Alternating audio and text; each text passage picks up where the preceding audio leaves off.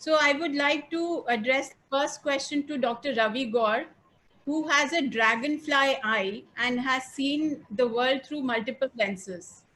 So Dr. Ravi, the question which is addressed to you is, with your vast experience in healthcare and in running businesses, what are the strategies that the organization should implement to accelerate growth post the pandemic? According to you, what kind of business models will be successful in the new normal? So over to you, Dr. Ravi.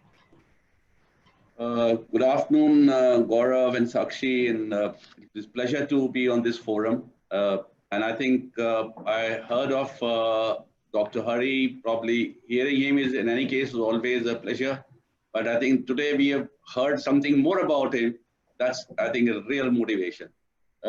With that, I think I will probably, come back to about a minute about COVID. I think, from a healthcare industry, from point of view. I think COVID pandemic had constraints in every part of my organization, whether it was the logistics, whether it's the supply chain, whether it's the manpower management, or even the testing part.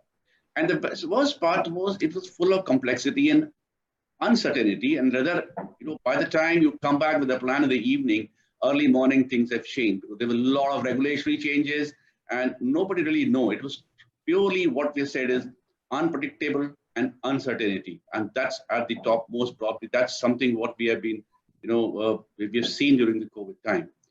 But I like to probably say two things which is now after now 3, 4, 5 months, almost 6 months we've gone into the pandemic.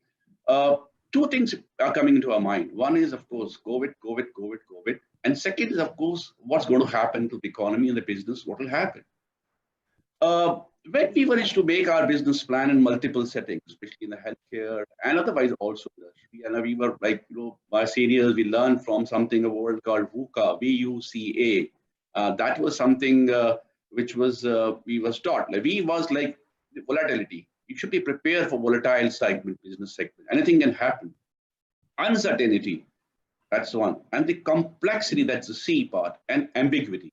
Well, these 4 factors, but I think many of the business plan we did make, but I think it was like, okay, oh, this will not happen. We probably were taking life as it moves on and businesses are going up and up. This is where there's a strategy, that's a thought process.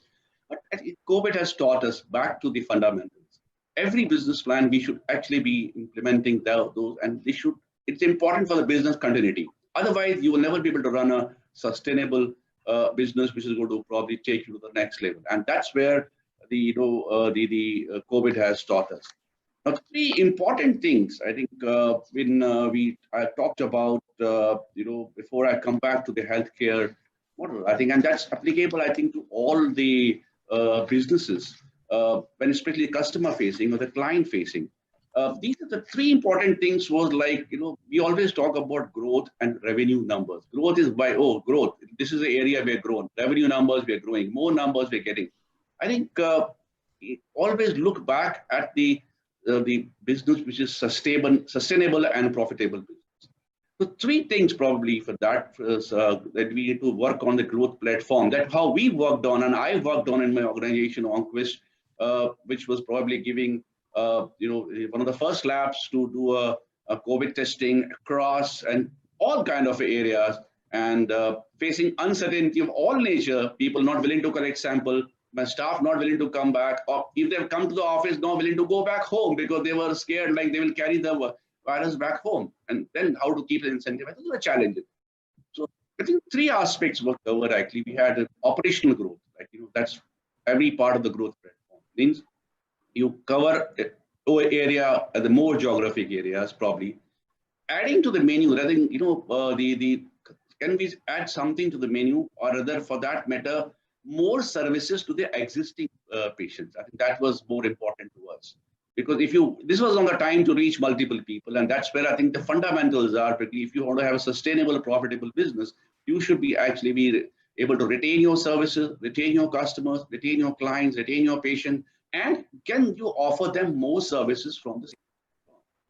Like that is where I think an area, probably like we were not into home care, we were into home sample collection. But then many of them were asking for, can you like diversify a little bit? Can you lab, because somebody is coming with a home collection, can you deliver some kind of a medicine from the local market?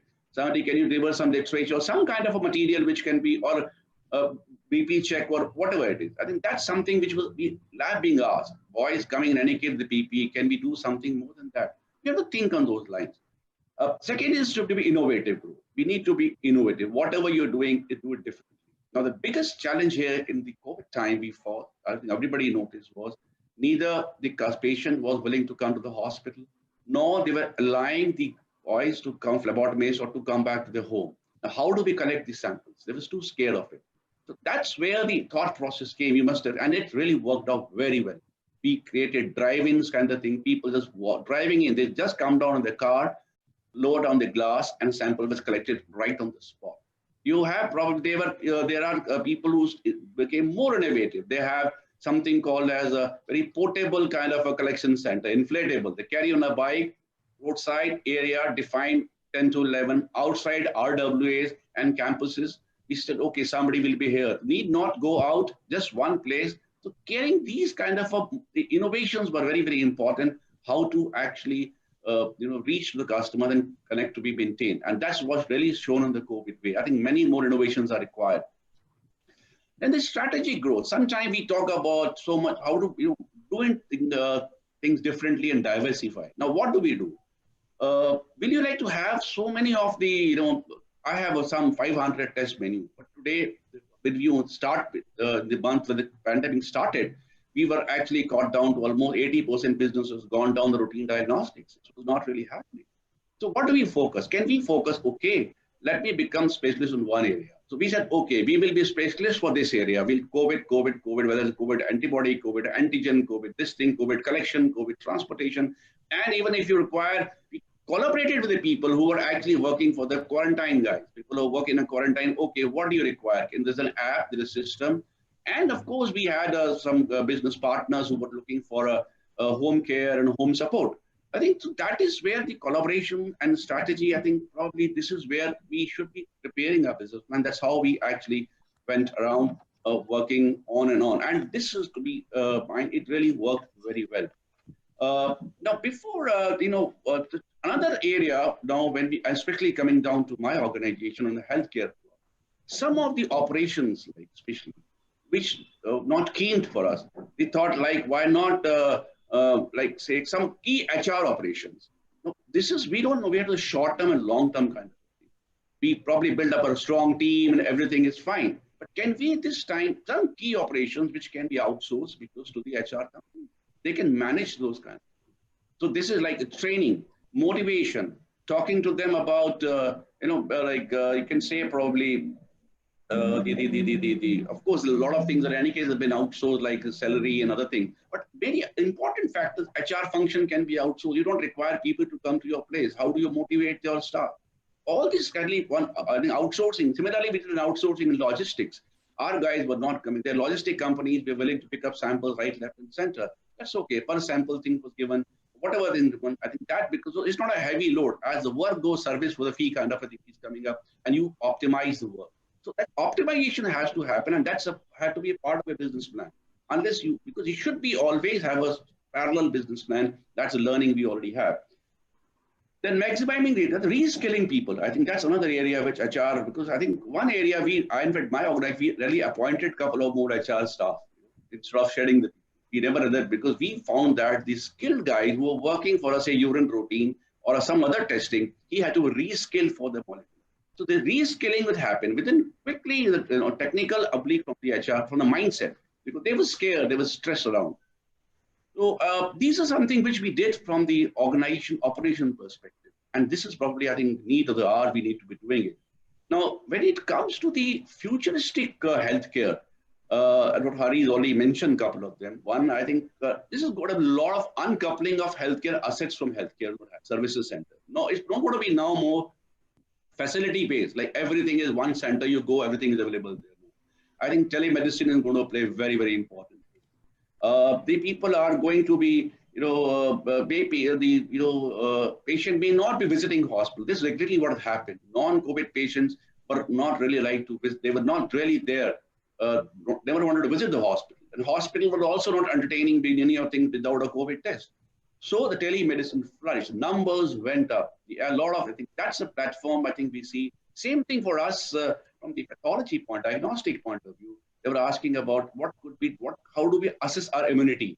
I am a diabetic patient for 6 months, 5 months. I am not able to go out to the hospital. What can you do for us? I think this is, I think, an important area. The assets now will be now. The second is of course, the role of artificial intelligence, which was, I think, today is very, very, very relevant now. Point of care devices, point of care diagnostic devices. Now, probably, if you see, if you look at every home, probably of people who are very well aware, you probably have a small clinic in their bedside room. They have a BP instrument, they have temperature monitoring, they have pulse oximeter, they have even some glucometer, and small, I think more point of care will become. And of course, the wearable devices. And this is, and they are interlinked together with your the IoT kind of a thing, internet, and your provider, the clinician. This is, and give you an artificial intelligence and alert algorithm. This is going to be flourishing, and has come up very well during this phase. Another area is a sample type probably working. We as an example kind of a thing. Today we're collecting about, say, a nasal swab or buccal swab. Can we have a saliva sample for the COVID testing? Yes. Because that's the easiest way to collection. You need not. An individual can himself collect the saliva, spit it, and send it across at a room normal temperature. So they're scared. I think need is today much more. So this is more work is happening on this area. There's an opportunity right here for the healthcare guys and the R&D people to invest and develop the technology. Dr. Wrap up now. Yeah. Then we have, it's like next generation paramedics, and and I think lastly, in fact, whether I'm saying most important, going to be it could be a hyper local economy. Probably, you need to have because logistic breakdown can happen. People, the delivery will not probably happen. So probably within this zone area, you would like to see your provider, your physician, your diagnostic guys, your medical guys, your pharmacy guys. The hyper local economy has flourished. You all seen that. Same thing would come into the healthcare, and probably a new, the technology platform, digital platform, will create those local zones, and the tertiary hospital will become more of just for complex surgeries and for a tertiary care. Otherwise, most of the cares probably will happen at the secondary or the primary level. Lastly, more important will be to have, you can say, low-cost community care centers.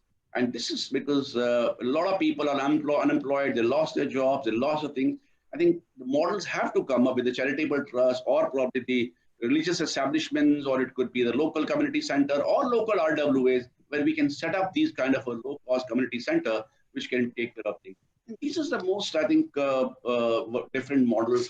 And I will like to end by saying that what I did was as the COVID with my team, I kept telling them, as COVID continues, I kept pushing myself and of course my team to think about how we can use this inflection point to reimagine our potential together, as opposed to allowing our organization to just go back to the comfort of let's do what we are doing. We have to think differently.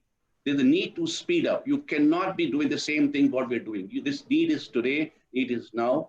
There is a need to outperform in times of this unprecedented change. And if you have to adopt and thriving and to keep alive, organization must accelerate and become agile. That's what I like to say. Thank you so much. Thanks a lot, sir. I think it was wonderful points and a lot of valuable insights for our participants. Thanks a lot. Thank you, Dr. Ravi. I think I really like the hyper-local economy concept which you are trying to set in, and it's a very good model which